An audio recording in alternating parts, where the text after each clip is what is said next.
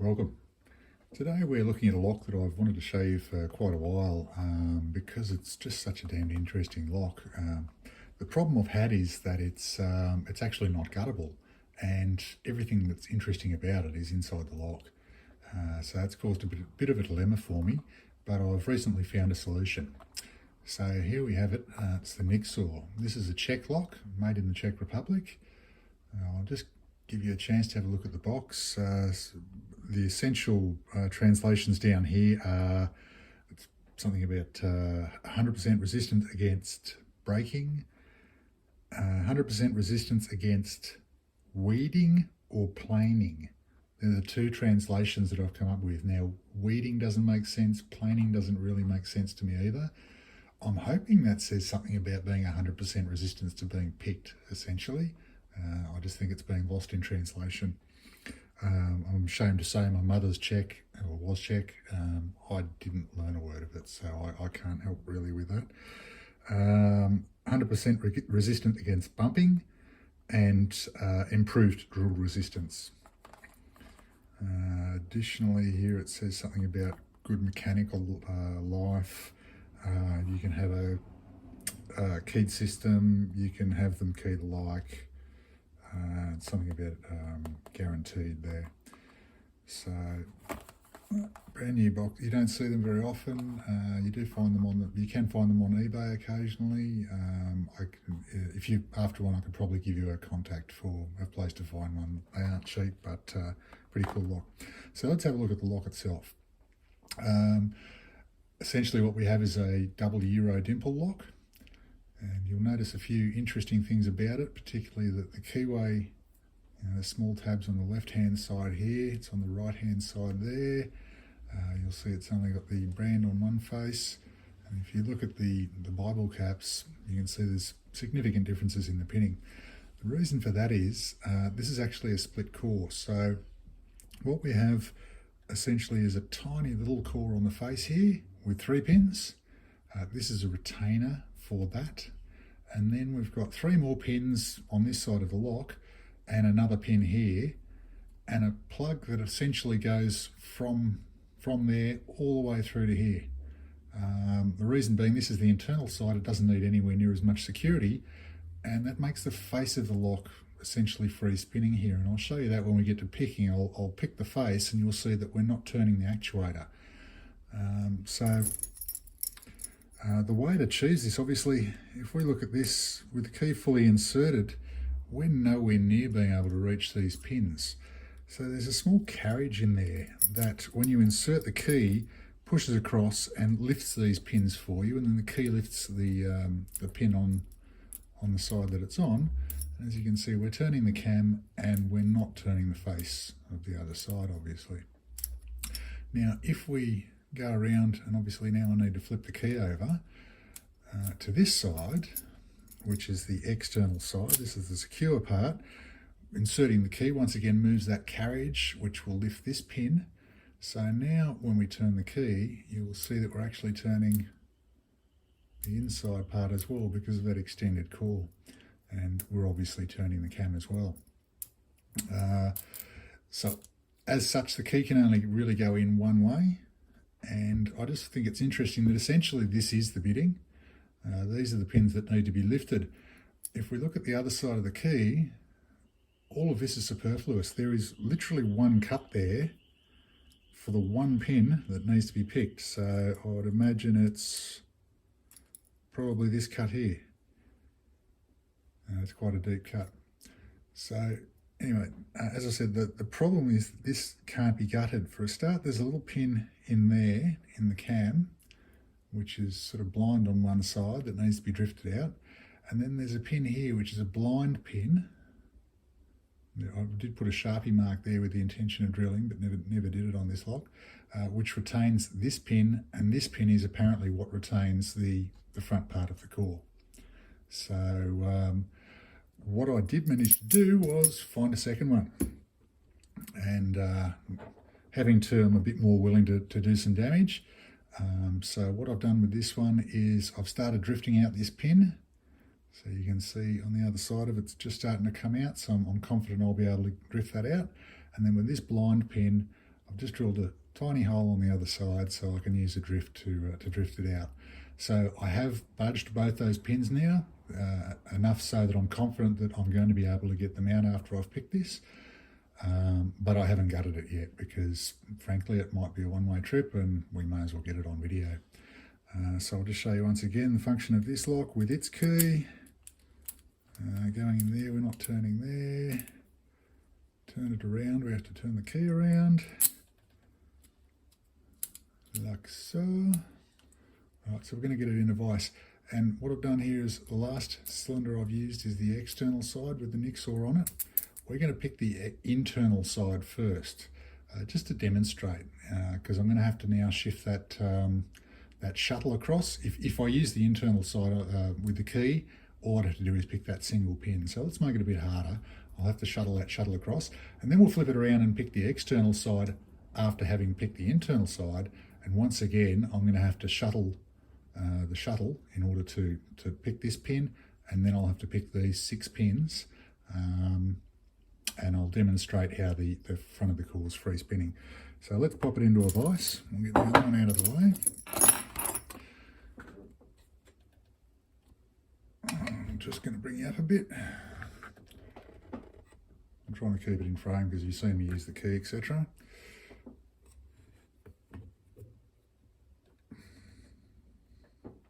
So this is the internal side without the Nixor, and I last used external.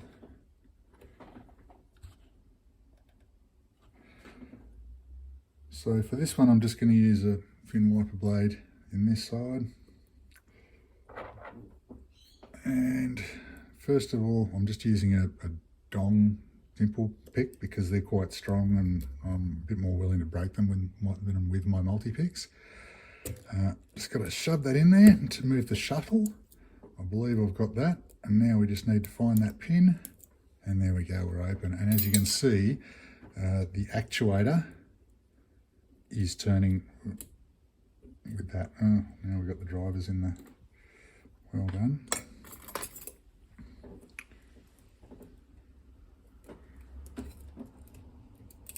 All right, we're locked back up.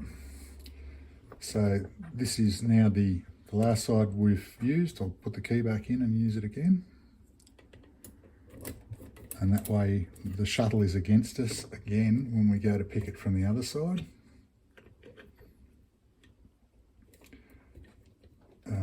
Firstly, let's show you picking the front cylinder. So if I was treating this like a normal dimple lock, come along and just pick the, start picking the binding pins.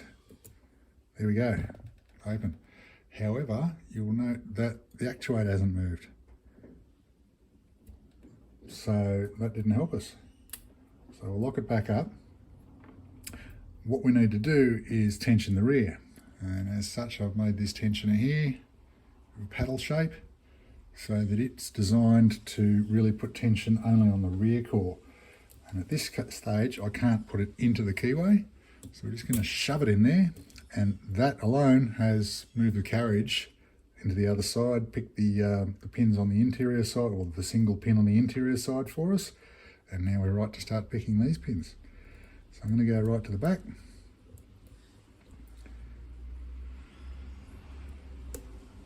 And there really isn't much feedback. I don't know if it's because the tension is being interfered with by the front half of the core, or the standard. I mean, there's definitely some spool pins in there because I've had false sets, etc. But it really seems quite random. There we go. So that's the back cylinder picked. I could move the actuator at this stage, but I don't want to interfere with it. I want to pick this sort of as if it was installed, as much as possible anyway. So now we're going to move to the front 3 pins.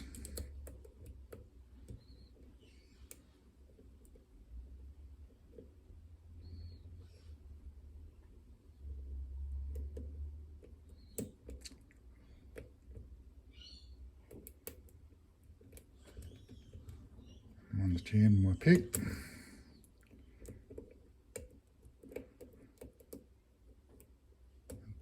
And there we go. And now you can see the actuator turning.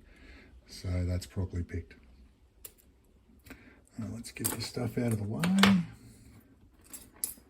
I'm just going to zoom out a touch so we don't lose it. Now, sorry, this is a little bit of a long video, but it's quite an interesting lock. There, I don't believe there is a gut video. I think there are a couple of pick videos, but no gut videos on this lock. Maestro did an outstanding photo presentation on it, but that can be hard to find, and well, people like watching YouTube videos and I like making them, so I think this is the first time you get to sort of see it gutted. So there we go, that one's over rotated. Now I'm just going to have to think through how we're going to approach this. I'm going to lock up the interior side of the core, because first I'm going to try and get this out. So just zoom out a little bit more so I don't lose anything. Take this pin out.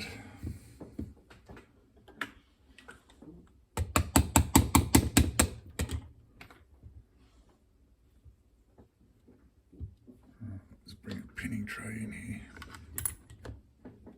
I'll try and put the tray in the screen so I know if I stay over the tray then I'm good. So that's the cam pin. So I know this would be much smoother had I rehearsed it. What did I do with my, there it is. But I'm not confident that this lock's going back together either, so.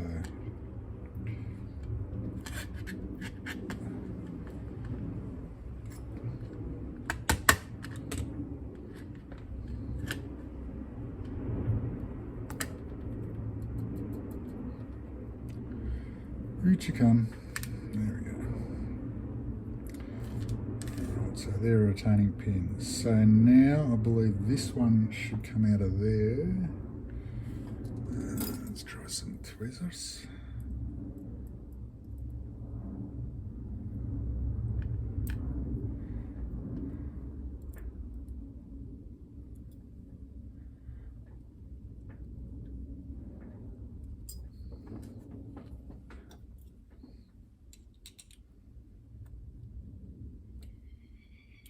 Not so easy.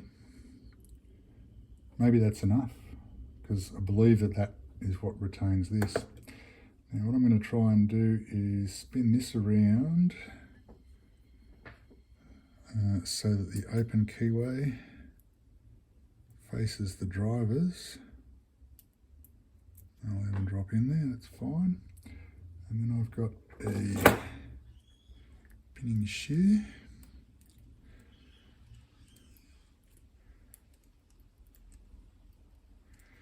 Really crappy, oh no, my thumb's in the way, can't blame the shoe for that one.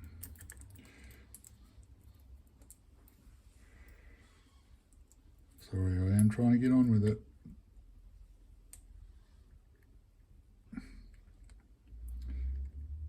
And I don't think that's even enough to retain them, but I don't use these enough to warrant getting a quality one. Okay, now I believe I should be able to pull that out. Not sure how, but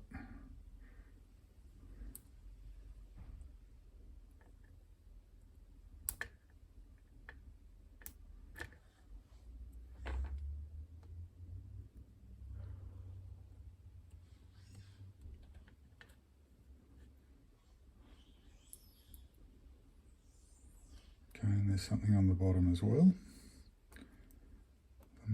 It's a spring-loaded, you can see the little hole there. It's a little spring-loaded detent, I think. I'm going to drop that into position 4. And then I'll leave this core here for now. And in fact, I believe I will try and let's see if my follow is going to fit. Yes, it will.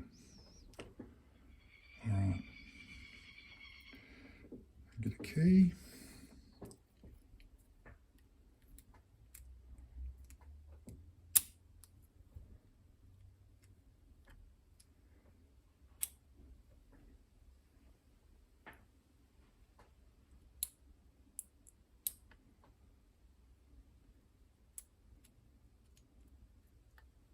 Okay, something dropping out on the bottom again. I'm going to put that in slot 8.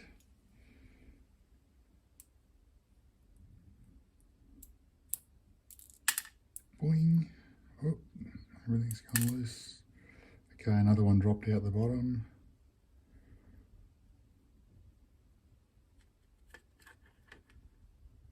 Put everything down for now.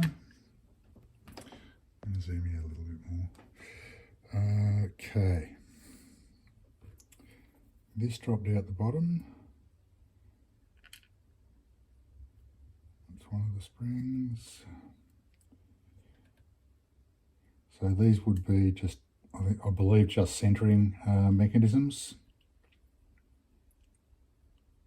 just to keep you know, like a detent, something to prevent further rotation of the core.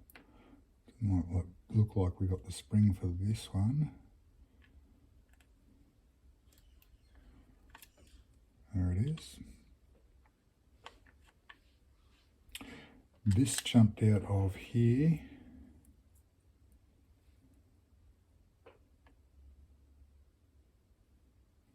I'll have to figure that out in a minute. There is another spring in here.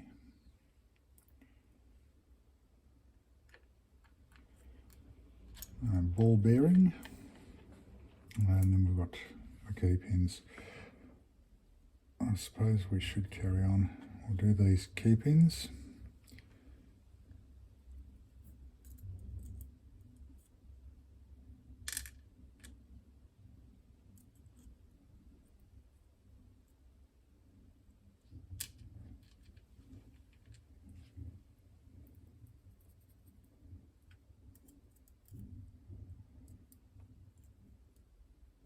Now I'll just standard key pins for the first one. There's the spot for the detent. And actually it does go through, so perhaps it's also some passive key control, for example. If it sits slightly above the surface there, then there would have to be a dimple in the key corresponding to that place for the key to not lock this part of the core up. So I'm guessing that might be some key control. Pop this back over here. Now we will, I suppose we can take the key out. Pardon me, we'll start on this side.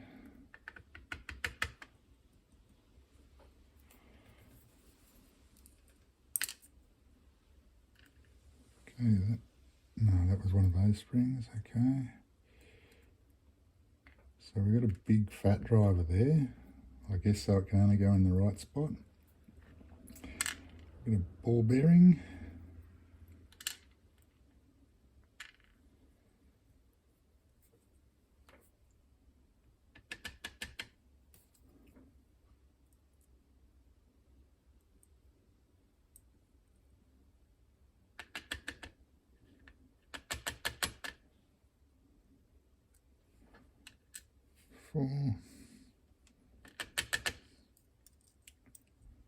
What have we got there?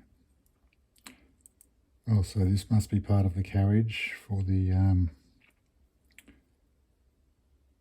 transfer.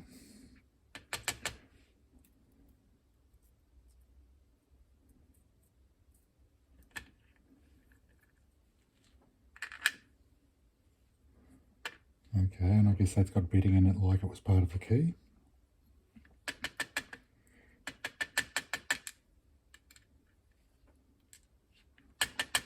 Excuse me. Sorry folks, I know it's a long video, but way cool lock, so I hope it's worth it. Alright, that can come out because it's got everything in there. I may as well do the complicated side first.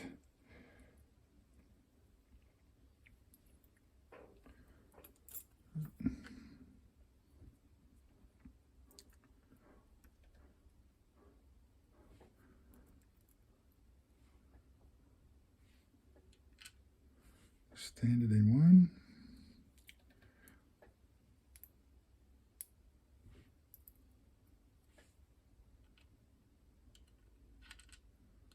Standard in two. I just like to keep the same side of the driver at the shear line if I can, just put them back into original. Finally, we've got a spool. That's a pretty funky looking deep spool too. Then we've got the gap for that retaining pin, which I'm happy didn't need to come all the way out. Another spool for the first pin of the long cylinder. And then we've got a standard, and that spring seemed a little bit more energetic. The spring itself even came out.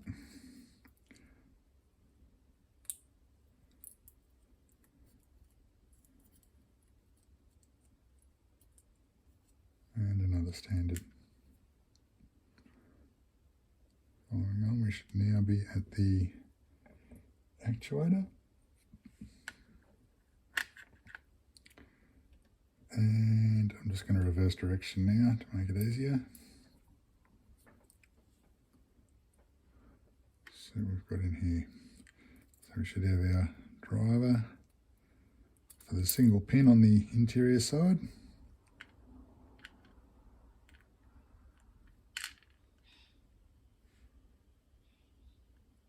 That's part of that. Or really it's part of this.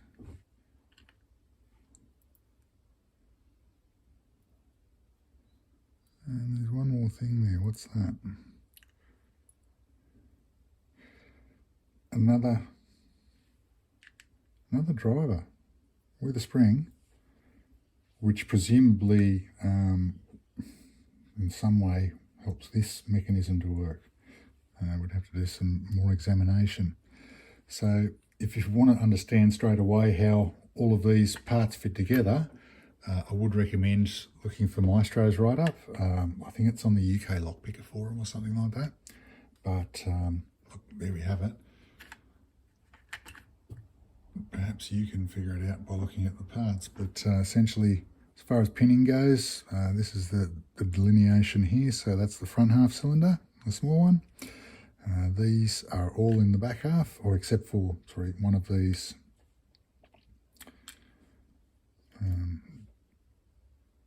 key control passive pins, I suppose you could call them, is on the front half. Then we've got the 3 pins of the rear half, as well as the single pin and driver for the interior, the passive pins for the interior, and the driver, and various other parts for the mechanism that allows the rear pins to pick the front pins. So look, that's an incredibly long video already. If you're still watching, sorry for my rambling. Hope you learned something. If you've got any questions, by all means, fire a comment below, and I'll do my best to answer them for you. Thanks for watching. Okay, just a continuation. I was having a look at how this transfer mechanism works, and it turns out it's sort of mainly based around this little section of almost key. So what it does is sits inside the keyway, and the key pushes it backwards and forwards, and it can either sit under these 3 pins, and effectively lift them, or it can sit under here and lift that one. So we'll just drop it in there in a neutral position, and I'll just poke down all these key pins so that they sit at their natural height. And if we put the key in this way, obviously it's going to lift this key pin, but it's also pushing the little slider across. All of this is a tensioning mechanism. The ball bearing under there, this spring-loaded part with a ramp on it, and the odd drive that I found in the Bible. That's all part of a tensioning mechanism for that sliding sort of key section. So as you can see, it's now lifted all of those 3 pins to shear. If I then take the key out, And we'll reverse it, and I'm just going to put the key through this part of the front of the core, because that will set the depth correctly for these three. So if we now insert it, I'll just provide the tension there and stop it all from falling apart. As you can see, the key is now lifting those 3 pins to their correct height. However, the shuttle has now moved across to here and is lifting this pin.